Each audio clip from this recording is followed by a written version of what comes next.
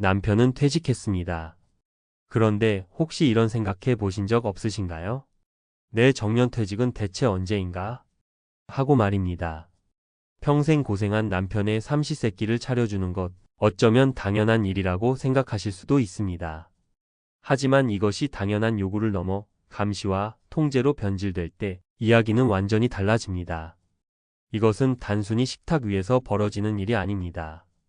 일부 부부에게는 결국 황혼이혼이라는 고통스러운 선택으로 이어지기도 하는 조용한 전쟁의 시작일 수 있습니다. 대체 무엇이 평생의 동반자를 집안의 폭군으로 만들고 아내의 삶을 옭아매는 걸까요? 그리고 가장 중요한 것은 이 전쟁에서 가정을 파괴하지 않고 현명하게 이기는 방법은 과연 무엇일까요? 오늘 우리는 그 해답을 찾아보려 합니다. 첫 번째 사례는 얼마 전 퇴직한 남편과 함께 사는 김영희 씨의 이야기입니다.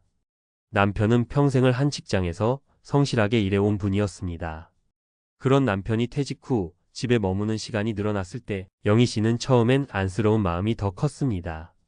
하지만 남편의 하루는 영희 씨를 중심으로만 돌아가기 시작했습니다. 아침에 영희 씨가 눈을 뜰 때까지 남편은 밥도 먹지 않고 소파에 앉아 신문만 뒤적였습니다. 마치 엄마를 기다리는 어린아이처럼 말입니다. 친구들과 점심 약속이라도 잡힐까 두려웠습니다. 점심은 어쩌고? 라는 남편의 나지막한 한마디는 무거운 족쇄처럼 느껴졌습니다.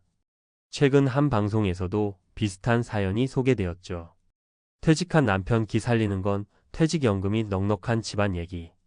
라는 아내의 하소연에 많은 분들이 공감했습니다. 영희 씨 역시 마찬가지였습니다. 평생 우리 가족을 위해 고생했는데 라는 생각에 실은 내색 한번 제대로 하지 못하고 그저 속으로만 사귀는 날들이 늘어갔습니다. 전문가들은 이런 현상이 사회적 지위를 잃은 남편이 가정 내에서라도 자신의 권위를 확인받고 싶어하는 대표적인 행동이라고 지적합니다. 하지만 그 권위를 확인하는 방식이 아내의 희생을 담보로 한다면 그것은 과연 건강한 관계일까요? 두 번째 사례는 여기서 한 걸음 더 나아갑니다. 박수진 씨의 남편은 퇴직 후 단순한 삼식이를 넘어 집안의 감독관이 되었습니다. 문제는 식사 요구에서 그치지 않았습니다. 행주거리 집게는 왜 이쪽에 뒀어? 제습기는 내가 끄라고 할 때까지 둬야지. 남편의 잔소리는 하루 종일 집안 구석구석을 파고들었습니다. 처음에는 퇴직 후 생긴 남편의 새로운 습관이려니 했지만 그 강도는 점점 심해졌습니다. 어느 날 남편은 이런 말까지 했습니다. 당신은 내가 없으면 아무것도 제대로 못해. 그 말에는 애정 어린 걱정이 아니라 상대를 통제하는 데서 오는 차가운 만족감 같은 것이 느껴졌습니다. 그 후로 수진 씨는 무엇이든 남편에게 먼저 물어보고 허락을 구하는 사람이 되어버렸습니다. 이는 단순히 식사를 챙겨주는 노동의 문제를 넘어섭니다.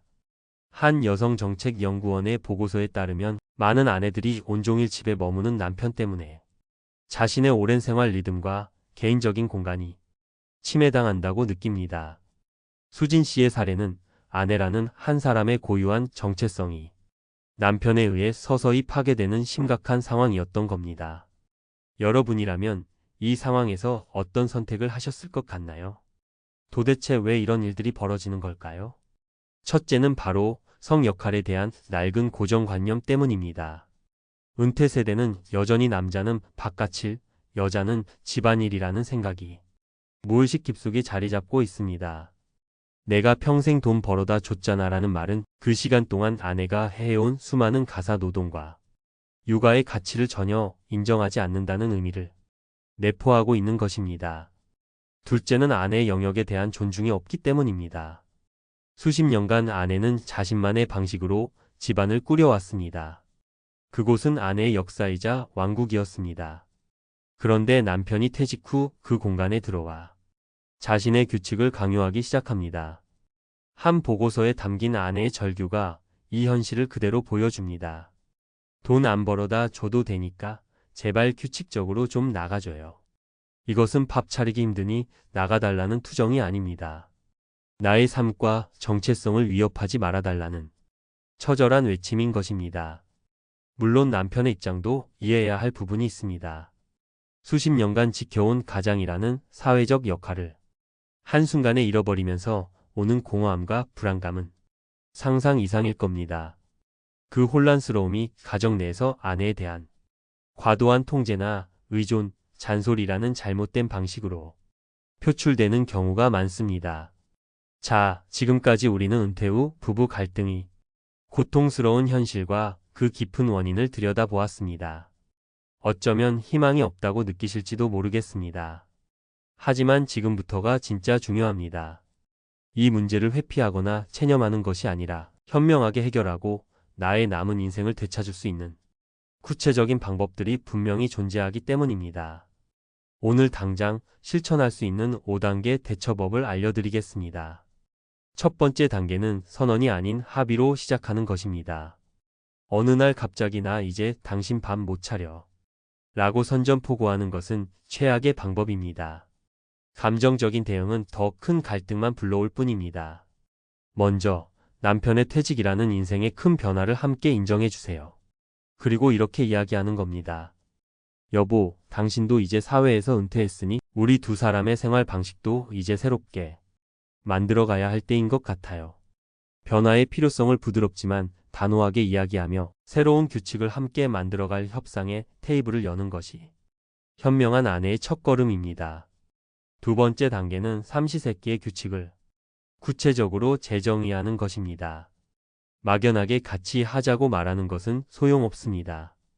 예를 들어 아침은 각자 간단하게 빵이나 시리얼로 해결하기, 점심은 일주일에 2번은 밖에서 사 먹거나 배달 음식 이용하기, 저녁은 함께 준비하되 당신은 쌀 씻기와 설거지 담당과 같이 명확한 가이드라인을 제시해야 합니다.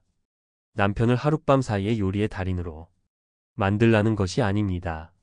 아주 작은 역할부터 분담하여 당신만의 부엌이 아니라 우리 공동의 공간이라는 인식을 심어주는 것이 핵심입니다. 세 번째 단계는 부부 사이에 아름다운 거리를 만드는 것입니다. 한 전문가가 이런 비유를 했습니다. 현악기는 줄이 적절한 긴장과 거리를 유지할 때 가장 아름다운 소리를 낸다고 말입니다. 부부 관계도 마찬가지입니다. 하루 종일 붙어 있는 것이 결코 좋은 것만은 아닙니다. 남편이 참여할 만한 동네 탁구 동호회나 복지관에서의 교실 같은 프로그램을 적극적으로 함께 알아보세요.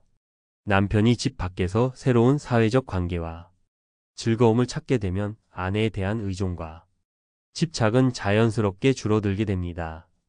물론 아내 자신만의 시간과 공간을 확보하고 이를 남편에게 당당하게 알리는 것도 그 무엇보다 중요합니다.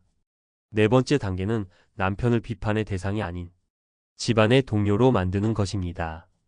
남편의 잔소리가 심하다면 역으로 그에게 특정 집안일에 대한 총책임자라는 직함을 부여해 보세요. 예를 들어, 여보, 분리수거는 당신이 나보다 훨씬 꼼꼼하게 잘하는 것 같아요. 앞으로 이건 당신이 전적으로 맡아줘요. 당신만 믿을게요. 와 같은 방식입니다. 신기하게도 비난을 위한 잔소리는 책임감이 부여되는 순간 문제를 해결하려는 주체적인 태도로 바뀌는 경우가 많습니다.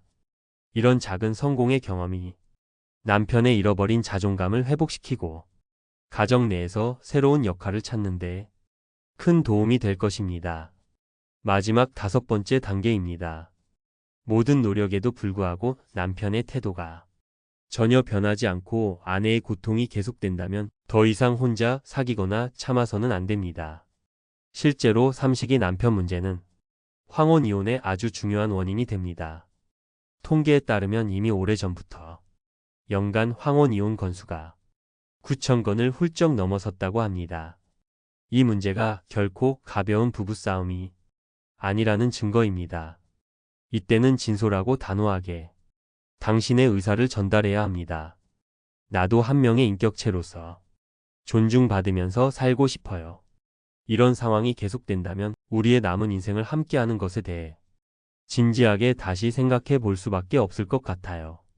이것은 떠나겠다는 협박이 아닙니다. 나 자신을 지키겠다는 약속입니다. 남편의 퇴직은 아내의 가사노동, 무기한 연장을 의미하지 않습니다. 부부가 함께 인생의 이막을 새롭게 설계하고 서로의 역할을 존중하며 재분배해야 하는 아주 중요한 인생의 전환점입니다. 오늘 제가 알려드린 방법들은 단순히 남편을 바꾸기 위한 기술이 아닙니다. 아내 스스로가 자신의 삶을 지키고 남은 인생을 더 행복하고 주체적으로 살아가기 위한 당연한 권리 찾기입니다. 이제 나에게는 왜 정년퇴직이 없나?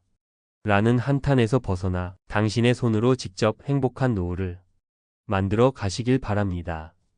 당신의 빛나는 두 번째 인생을 진심으로 응원하겠습니다. 오늘 이야기가 마음에 와 닿으셨다면 혹은 비슷한 고민을 나누고 싶으시다면 댓글로 여러분의 소중한 생각을 남겨주세요.